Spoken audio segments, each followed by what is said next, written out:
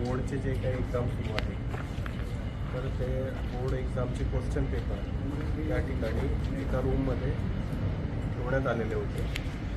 रात्री 2च्या पुढे कोणीतरी अज्ञात या रूमचा लॉक तोडून त्या क्वेश्चन पेपरच्या गठ्ठ्यातून 2 पॅकेट्स घेऊन गेलेले आहे आणि त्यामध्ये 50 क्वेश्चन पेपर आहे अशी प्राथमिक माहिती आम्हाला मिळालेली आहे शिक्षण विभागाकडून.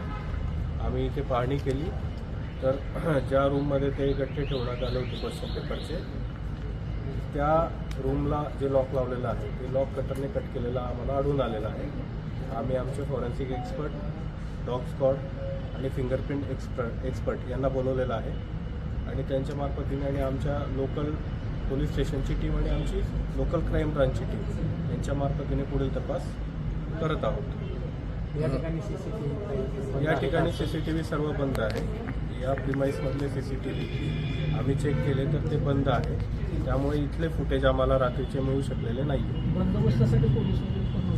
या ठिकाणी बंदोबस्तासाठी एक आमचे पोलीस कर्मचारी आणि होमगार्ड होते तर त्यांची चौकशी आम्ही करतो आहे.